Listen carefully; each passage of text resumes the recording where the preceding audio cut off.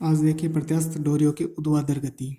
जैसे कल तक हमने देखा था कि जो प्रत्यास्थ डोरियां थी उनकी क्षैतिज गति क्या थी। ठीक है, आज हॉरिजेंटल मोशन वर्टिकल मोशन देखेंगे इसका। तो मान लीजिए हमारे पास कोई डोरी है और उस डोरी को हम किसी पॉइंट पर अटैच करके नीचे लटका रहे हैं। ठीक है, डोरी की जो लेंथ है वो अपन एल मान लेते हैं। और जब अपन इसके नीचे कोई एम द्रव्यमान का कण लटकाएंगे, एम द्रव्यमान का जब कण लटकाएंगे इसके नीचे, तो ये कण, ये डोरी किस में कन्वर्ट हो जाएगी, मतलब इसकी लेंथ बढ़ जाएगी कुछ। ठीक है, तो ये हो जाएगा, ये तो एल था और ये जो डिस्टेंस बढ़ी है इसको अपन एक बार मान लेते हैं स्मॉल बी। ठीक है, और ये कण एम, यानी डोरी तो एल लेंथ की थी, जैसे हमने एम कण बांधा उसके, तो ये इसका जो भार बढ़ के कहाँ पे आ गया, यहाँ तक आ गया। तो डोरी तो एल थी और बाकी जो विस्तार हुआ वो बी हो गया। अब हम क्या कर रहे हैं, इस कण को पकड़ के सी बिंदु तक ला रहे हैं। मान लो इस कण को पकड़ के हम कहाँ तक ला रहे हैं, किसी सी बिंदु तक ला रहे हैं। मान लो जहाँ अटैच किया है वो पॉइंट ओ मान लेते हैं, जहाँ पे कण पहले एम, ये वाले जो लेंथ जहाँ पे एल और ये वो ए मान लेते हैं।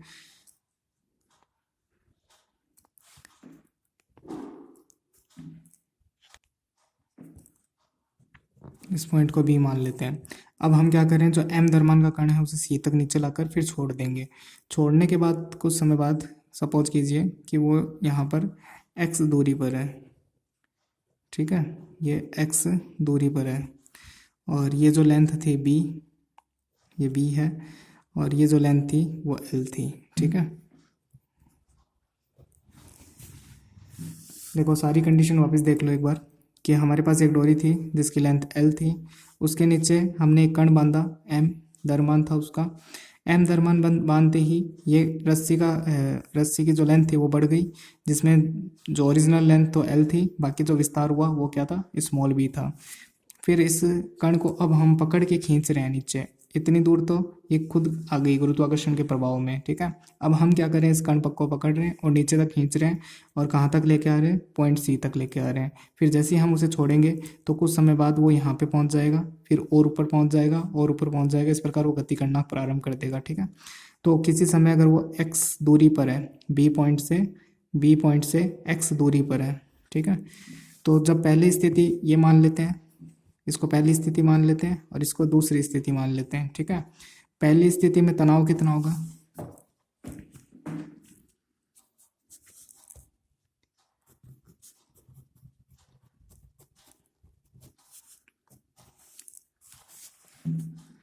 पहली स्थिति में तनाव कितना होगा,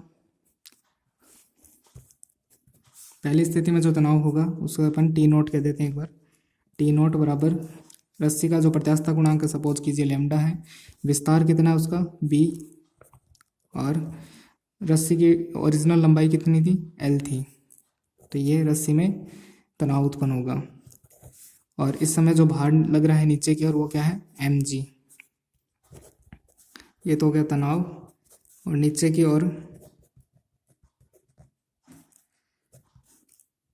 भार या बल, ये क्या लग रहा है, एम जी। तो नीचे की तरफ तो एम जी लग रहा है और जो तनाव टी नोट है वो ऊपर की तरफ लग रहा है। और ये जो पोजीशन है इसमें कण गति नहीं कर रहा, बस गुरुत्वाकर्षण के अधीन यहाँ तक लटका हुआ पड़ा है। ठीक है, तो ये वाला जो तनाव है ऊपर की ओर, जो इसको ऊपर की तरफ खींच रहा है और जो एम जी से नीचे की तरफ खींच रहा है, वो इक्वल होंगे, तभी तो ये स्थिर है। यानी ये स्थिर है, इसका मतलब वो दोनों तनाव इक्वल है। तो यानी तनाव और एम जी इक्वल है। ठीक है, तो टी नोट और एम जी इक्वल है, या फिर मैं ऐसे बोलूँ टी नोट की वैल्यू रख दूँ लेमडा बी अपॉन एल। इसको एक बार समीकरण 3 कह देते हैं अपन। अब देखो जो सेकंड पोजीशन है, सेकंड पोजीशन में ये कण गति करना प्रारंभ करेगा। जब हम उसे नीचे तक खींच के ऊपर छोड़ेंगे तब देखो इसमें विस्तार कितना है, एक तो बी विस्तार है जो कि गुरुत्वाकर्षण के अधीन हुआ था, और एक एक्स विस्तार है जो इसको यहाँ तक खींच के छोड़ने पर अब इस कंडीशन में है। ठीक है, इस कंडीशन में विस्तार कितना, एक्स है। तो सेकंड पोजीशन,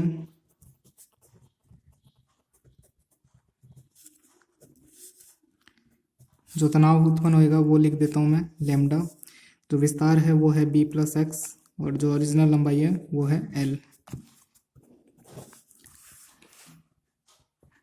इस समय कण गति करना प्रारंभ कर देगा, यानी उसमें कुछ त्वरण उत्पन्न होएगा। त्वरण को एक्स डबल डॉट कह देते हैं अपन, उसको एम से गुणा कर देते हैं। अब देखो इसमें दो तरह के बल लग रहे हैं, एक तो ऊपर की तरफ तनाव लग रहा है जो कि ये वाला है, ठीक है, और एक नीचे की तरफ गुरुत्वीय बल लग रहा है mg, ठीक है। तो देखो गति ऊपर की तरफ हो रही है, ठीक है। जैसे मान लो, और जब ये वापस नीचे की तरफ आएगा, यानी अपने जो मूल पॉइंट है, यानी ये जो मूल बिंदु है बी, क्योंकि देखो सारी दूरी कहाँ से नापी जा रही है x से, यानी बी पॉइंट से सारी दूरी जो x है वो कहाँ से नापी जा रही है बी पॉइंट से। तो जब वापस कण नीचे की तरफ आएगा तब त्वरण नीचे की ओर होगा, यानी गति नीचे की ओर होगी, यानी तो एम एक्स डबल डॉट तो नीचे की ओर, और जो एम जी है वो उसे इस वक्त सपोर्ट करेगा, तो एम जी तो प्लस का हो जाएगा, और जो इस वक्त तनाव था वो इसका विरोध करेगा, क्योंकि गति नीचे की ओर होगी और वो तनाव ऊपर की तरफ खींचा जा रहा है, ठीक है। तो तनाव इसका विरोध करेगा।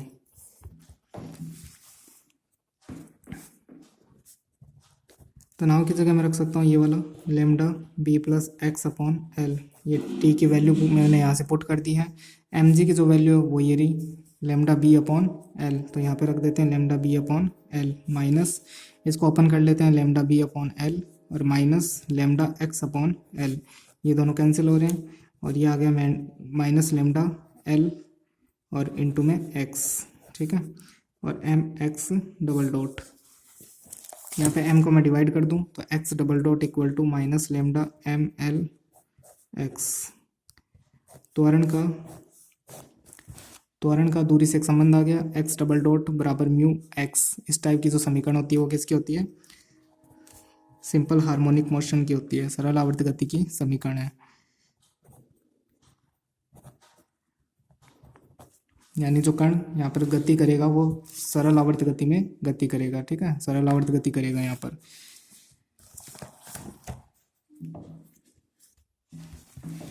तो अब अगर यहाँ से म्यू पूछा जाए तो म्यू क्या बताओगे, लेमडा एम अपॉन नहीं लेमडा अपॉन एम एल, ठीक है। तो ये क्या हो गया, म्यू की वैल्यू हो गई। अब अगर आवर्तकाल पूछा जाए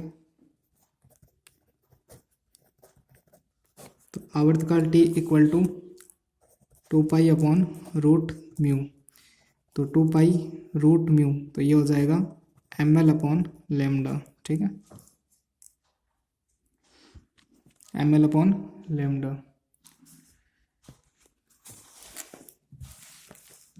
तो ये आवर्तकाल का फॉर्मूला हो जाएगा इस वाले कॉन्सेप्ट के लिए, ठीक है। और अब देखिए, अब ये वाली जो लेंथ है ना बी सी, ठीक है, बी से लेकर सी तक की जो लेंथ है वो लेंथ अगर ए से लेकर बी तक की लेंथ से अगर कम हुई, यानी बी से लेकर सी तक की लेंथ ए से लेकर बी तक की लेंथ से कम हुई तो कण सिंपल हार्मोनिक मोशन ही करेगा, ठीक है। और अगर ये वाली लेंथ ए बी लेंथ से अधिक हुई, बी से सी तक की लेंथ ए से बी तक की लेंथ, ये वाली लेंथ इस वाली लेंथ से अगर ये अधिक हुई तो जो कण है वो इस बी पॉइंट को क्रॉस कर जाएगा, ठीक है। क्रॉस करने के बाद जो सिंपल हार्मोनिक मोशन है वो तो खत्म हो जाएगा, और उसके बाद कण अपने गुरुत्वाकर्षण के अधीन, मतलब पृथ्वी का जो गुरुत्वाकर्षण है उसके सापेक्ष या उसके अधीन गति करना प्रारंभ कर देगा, ठीक है। अभी गुरुत्वाकर्षण के अधीन तो अभी भी कर रहा है, लेकिन साथ में इसमें सिंपल हार्मोनिक मोशन भी है, ठीक है। बाद में क्या होगा, ये फ्री मोशन में गति करेगा बस गुरुत्वाकर्षण के अधीन, फिर वापस जब नीचे आएगा तो वापस तनाव उत्पन्न होगा, तब सिंपल हार्मोनिक मोशन करेगा। यानी यहाँ पे दो तरह के केस हैं, अगर ये वाली जो लेंथ है बी सी लेंथ है वो ए बी लेंथ से अगर कम है, ठीक है, तब तक तो सिंपल हार्मोनिक मोशन ही चलेगा, और अगर B C length A B length से अधिक है तब B C length A B length से अधिक है तो सिंपल हार्मोनिक भी होगा और फिर फ्री मोशन भी चलेगा, दोनों काम होंगे, ठीक है। और फिर फ्री मोशन होने के बाद वापस ये सिंपल हार्मोनिक मोशन करना स्टार्ट कर देगा, ठीक है। तो वो देखिए दोनों केस देखते हैं अपन। देखिए केस फर्स्ट, अगर B C greater less than होगा ए बी से, तो मैं यहाँ पर दोनों केस डिज़ाइन कर देता हूँ वापस। ये हमारा पॉइंट ओ है, ठीक है। इस पे अपन को डोरी को बांधना है। फिर डोरी यहाँ पर L लेंथ की डोरी थी और ये पॉइंट A है जिस पॉइंट पे हमने M दरमान बांधा, जिससे ये रस्सी बढ़कर कितनी हो जाएगी, यहाँ तक पहुँच जाएगी। ये रस्सी बढ़कर कहाँ तक पहुँच गई, थोड़ा और यहाँ तक मान लेते हैं। ये रस्सी बढ़कर यहाँ तक हो गई। ये M दरमान का कर्ण है, ये B पॉइंट मान लेते हैं, ठीक है। अब देखो पूरा जो विस्तार हुआ है, मतलब ये रस्सी L थी, बढ़कर यहाँ तक पहुँच गई, तो पूरी रस्सी की लंबाई कितनी होगी, जो एक्स्ट्रा विस्तार था, यानी जो बाकी था उसको तो L मान लिया अपन ने, और जो एक्स्ट्रा विस्तार हुआ है उसको हमने B मान लिया। अब हम क्या कर रहे हैं, इसको खींचकर C पॉइंट तक ला रहे हैं। तो सपोज कीजिए कि B से जब C तक खींचते हैं अपन इसको, तो सपोज कीजिए ये यहाँ तक C है, ठीक है, ये C पॉइंट है। तो हम कह रहे हैं कि जो BC लेंथ है वो AB लेंथ से छोटी है। तो देखो अगर ये वाली लेंथ अगर इसको अपन एक बार C मान लेते हैं, ठीक है, यानी C लेंथ B लेंथ से छोटी है। कौन सी लेंथ, ये जो C लेंथ है वो B लेंथ से छोटी है। तो देखो जैसे मान लो ये 10 सेंटीमीटर है और ये मान लो 2 सेंटीमीटर है। तो देखो जब ये 2 सेंटीमीटर यहाँ से ये कण ऊपर की तरफ गति करेगा तो 2 सेंटीमीटर से यहाँ आएगा तो 1 सेंटीमीटर बचेगी, यहाँ आएगा तो 0 सेंटीमीटर बचेगी। फिर इसको क्रॉस करके जाएगा तो यहाँ पे 1 सेंटीमीटर, यहाँ तक 2 सेंटीमीटर, ठीक है। तो ये सपोज करो ये पूरी 10 सेंटीमीटर है, तो यानी ये 2 सेंटीमीटर तक तो आ जाएगा, बाकी 8 सेंटीमीटर अभी बाकी है। फिर वापस नीचे की तरफ गति करेगा तो ये इस तरह सिंपल हार्मोनिक मोशन चलेगा। अब सपोज कीजिए ये 2 सेंटीमीटर है और ये 10 सेंटीमीटर है, ठीक है। तो देखो जब ये 10 सेंटीमीटर यहाँ तक पहुँचेगा तो 0 सेंटीमीटर, फिर वापस 10 सेंटीमीटर कवर करना चालू करेगा तो इस A को क्रॉस कर जाएगा। A को क्रॉस करने का मतलब क्या है, ये जो तनाव है ये खत्म हो जाएगा और जो कण है A से ऊपर गति करेगा वो जैसे सिंपल मोशन करेगा, ठीक है, यानी फ्री मोशन करेगा गुरुत्वाकर्षण के अधीन, और अभी तनाव के अधीन भी गति कर रहा है। अभी गुरुत्वाकर्षण के अधीन भी गति हो रही है और तनाव के अधीन भी गति हो रही है, तब सिंपल हार्मोनिक मोशन आ रहा है। और जब A को क्रॉस कर जाएगा तब फ्री मोशन करेगा, सिर्फ गुरुत्वाकर्षण ही उस पर कार्य कर रहा होगा। तो समझ गए होंगे कि दोनों केस अलग अलग है। तो अगर BC का मान AB से कम है तो तब कण जो B पॉइंट है उसके इर्द गिर्द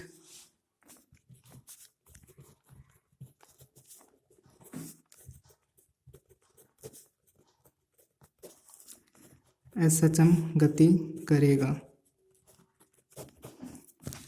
और अब केस सेकंड देखो क्या है।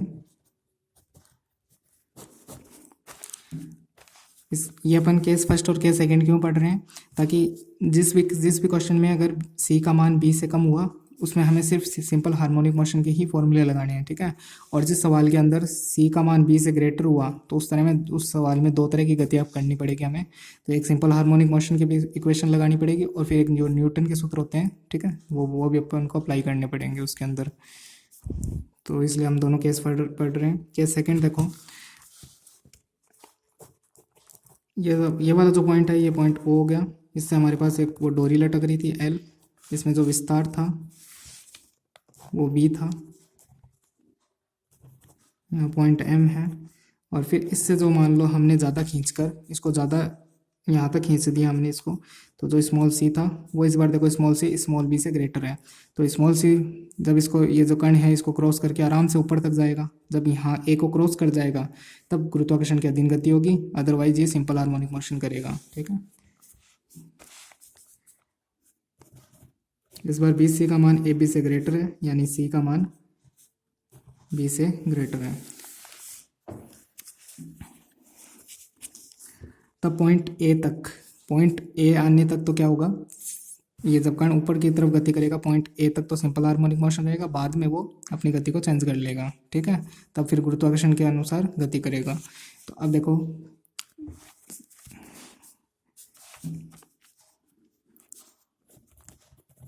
जो पॉइंट C है और A है, C से A तक SHM गति होगी और A से ऊपर केवल गुरुत्वाकर्षण के अधीन गति होगी।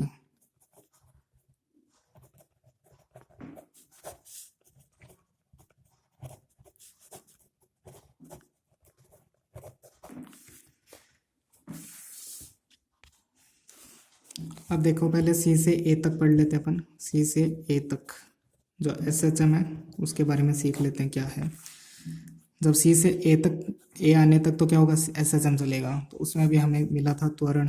त्वरण क्या था उसमें, अभी हमने फाइंड किया था पिछले पेज पर, minus lambda L upon M minus lambda upon L M into X. ठीक है, तो इस फिर अपन इसको क्या लिख सकते हैं, V D V upon D X लिख देंगे, क्योंकि इस तरफ एक्स का फलन है। फिर डी एक्स का पक्षांतरण कर देंगे तो ये V square upon 2 minus lambda L M X square upon 2 plus constant. ठीक है, इस कॉन्स्टेंट को सी डैश बोल देता हूँ। ये तो दूरी सी है और ये तो यहाँ कॉन्स्टेंट सी है। ठीक है, अब देखो, जब स्टार्टिंग में जब अपन ने यहाँ से छोड़ा था इसको, तो उस समय एक्स क्या था, एक्स हमारे पास, एक्स यहाँ से मेज़र किया जा रहा है बिंदु पॉइंट बी से, तो उस समय देखो एक्स कितना था, सी था। एक्स कितना था, सी। और यहाँ पर वेलोसिटी क्या थी, वेलोसिटी 0 थी, क्योंकि जब प्रारंभ में इसको छोड़ रहे थे उस समय तो विराम अवस्था में था, फिर छोड़ने के बाद गति करना प्रारंभ करता है। तो एक्स बराबर सी और वेलोसिटी बराबर 0 रखने पर, तो वेलोसिटी 0, एक्स बराबर सी रखोगे तो सी डैश की वैल्यू आ जाएगी लेमडा एल एम अपॉन में 2 और सी स्क्वायर। फिर ये वाली वैल्यू यहाँ पुट कर देंगे सी डैश की जगह, तो वी स्क्वायर बराबर आ जाएगा अपने पास माइनस लेमडा एल एम, सब में 2 आएंगे, वो 2 कैंसिल हो जाएंगे, और सी स्क्वायर माइनस एक्स स्क्वायर, इसका सी स्क्वायर और इसका एक्स स्क्वायर ऐसे आ जाएगा। अब देखिए, अब मुझे ये चाहिए कि यहाँ पर जो पॉइंट ए है उस पर वेलोसिटी कितनी है। ठीक है, पॉइंट ए पर वेलोसिटी कितनी है वो बतानी है मुझे। अब देखो, जो पॉइंट बी है वहाँ पे एक्स कितना है, 0, इधर की तरफ एक्स पॉजिटिव है, उधर की तरफ एक्स नेगेटिव है, तो ये दूरी कितनी है, बी। तो इस इधर यहाँ पे पॉइंट क्या हो जाएगा, यहाँ पर तो एक्स 0 है, यहाँ पर एक्स कितना है, सी है, और इस तरफ जो दूरी बी है उस पर क्या होगा, एक्स बराबर माइनस बी होगा। ठीक है, दूरी तो बी है और परिणाम में क्या है, नेगेटिव है, तो माइनस बी लिख देंगे। तो जब मैं एक्स बराबर माइनस बी रखूँगा तो मुझे ए पर जो वेलोसिटी है वो मिल जाएगी। तो एक्स बराबर माइनस बी रखने पर v बराबर क्या हो जाएगा, ये जो v है वो क्या प्राप्त हो जाएगा, वेलोसिटी a प्राप्त हो जाएगा। तो वेलोसिटी a स्क्वायर बराबर माइनस लेमडा एल एम, यहाँ पर b रख देंगे, तो माइनस b रखेंगे स्क्वायर हो जाएगा, तो वापस प्लस b, और ये नेगेटिव तो अपनी जगह पे ही है। तो ये फॉर्मूला किसका आ गया, ए पर वेलोसिटी का। अब जब इसको क्रॉस कर जाएगा तो गुरुत्वाकर्षण की अधीन गति होगी। ठीक है, तो ए से ऊपर प्राप्त ऊंचाई, ए से ऊपर प्राप्त ऊंचाई, जो ऊंचाई का फॉर्मूला होता है, अगर हम इसे वी ए वेलोसिटी से फेंके, है ना, वी यहाँ पे वी ए वेलोसिटी है, उससे अगर अपन ऊपर फेंके तो हमारे पास वेलोसिटी का फॉर्मूला होता है V A square upon 2g। आपने फिजिक्स में पढ़ रखा होगा, जो अपन ऊंचाई h ज्ञात करते हैं उसके लिए। तो वी स्क्वायर का इसका फॉर्मूला है minus lambda L M C square minus B square और अपॉन में 2g। ठीक है, ये हमारे पास इसका फॉर्मूला आ जाएगा। तो हमने देखो क्या क्या चीज़ें फाइंड कर ली।